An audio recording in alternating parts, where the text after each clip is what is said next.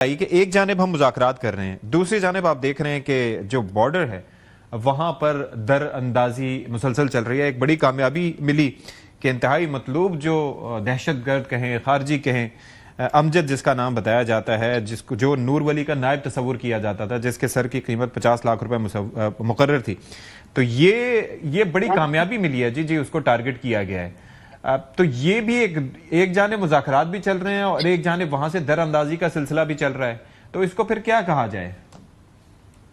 دیکھیں، ایک تو نیت میں نے بتایا نا، میں تھوڑا سا اپنا کانٹیکسٹ کلیئر کر دوں جو جاوید صاحب ابھی ذکر کر رہے تھے. ایکچولی میں جب یہ کہتا ہوں کہ افغانستان کی نمائندگی نہیں کر رہے تو میرا کانٹیکسٹ کا میں کہنے کا مقصد یہ ہے کہ افغانستان کی عوام کی نمائندگی نہیں کر رہے، وہ اپنے انٹرسٹ کو رکھا ہوا ہے. ٹھیک ہے.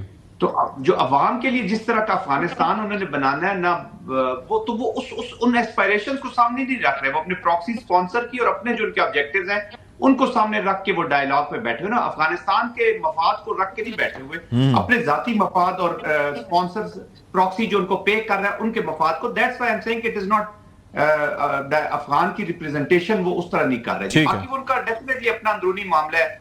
پاکستان کے لیے اچھا ہے، ریسیٹ کا موقع ملا ہے فیوچر کے لیے.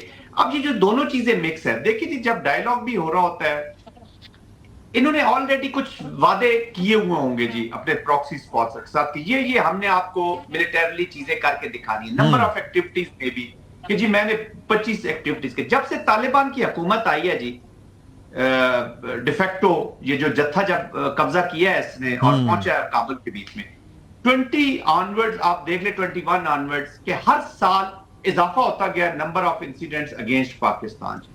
اس سال پچھلے سال 500 سمتھنگ ٹوٹل ہوئے تھے 34 کے. اس سال 25 میں 585 انسیڈنٹ ایسے پاکستان کی سرزمین پہ ہو چکے ہیں جو ٹیررسٹ ایکٹ ہے اور 90% مور دین 90% کے تانے بانے جو ہیں وہ افغانستان سے مل رہے ہیں. Jaffar Express that guy was in communication in Afghanistan, جو اس کو لیڈ کر رہا تھا اس کے جو ہینڈلرز تھے وہ سارے کمیونیکیشن میں تھے، اگین افغانستان سے ہو رہا تھا.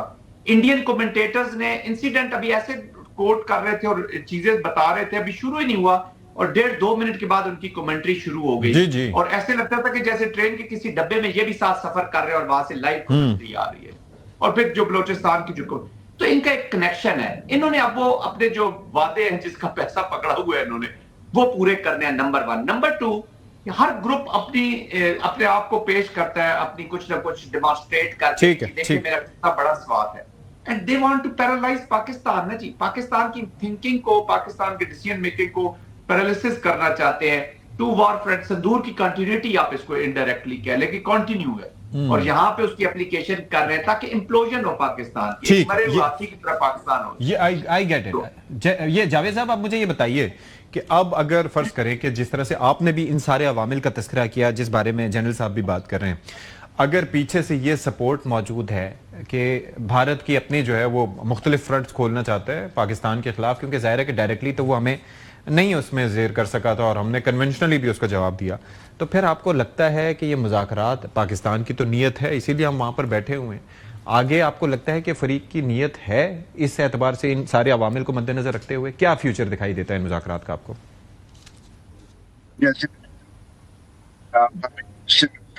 کہ میرا خیال میں ریئلسٹکلی سپیکنگ امید نہیں رکھنی چاہیے، لیکن اس کا مطلب یہ نہیں ہے کہ ہم اپنی کوششیں ترک کر دیں.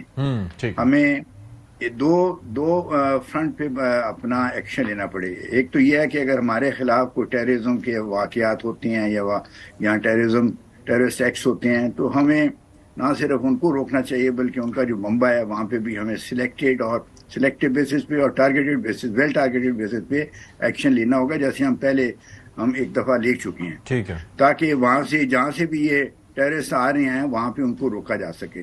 لیکن اس کے ساتھ ساتھ ہمیں بار بار ان کو یہ کہنا چاہیے کہ ہمارے ساتھ بات چیت کریں اور بات چیت کے ذریعے ان جو یہ مشکلات ہماری ہیں، یہ جو ہمارے درمیان جس چیزوں سے پیچیدگیاں اور دشمنی پیدا ہو رہی ہے اس کو ہم دور کرنے کی کوشش کریں. اور تیسرا میں عرض کروں گا کہ پاکستان اور افغانستان کے درمیان سرکاری اور سفارتی تعلقات کے علاوہ بہت سارے اور لنکس بھی ہیں، ریلیجس بھی ہیں، کلچرل بھی ہیں، ایتھنک بھی ہیں.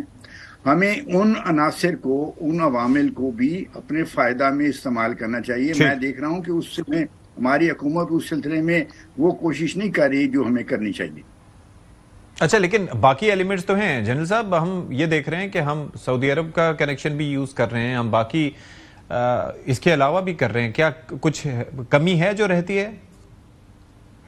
دیکھیں اشفاق صاحب, کنٹینیوسلی ڈائلاگ پاکستان کا اور ان کا, اور پاکستان کی پہلے تو لیڈرشپ, ٹاپ لیڈرشپس کا رابطہ ہر وقت رہتا تھا, ٹو بی ویری آنیسٹ, اور ایک کمیونیکیشن تھا. Pakistan bilaterally, Pakistan through our friends Qatar, Saudi Arabia, U A E, پھر چائنا کے ساتھ ٹرائیپراٹ پہ ہم گئے, چائنا نے ان کو سمجھایا. ایون ان کو رشین فارمیٹ کے بعد جو اعلامیہ ہے اس سے بھی ان کو اندازہ ہو جانا چاہیے تھا کہ ہول ورلڈ از نو.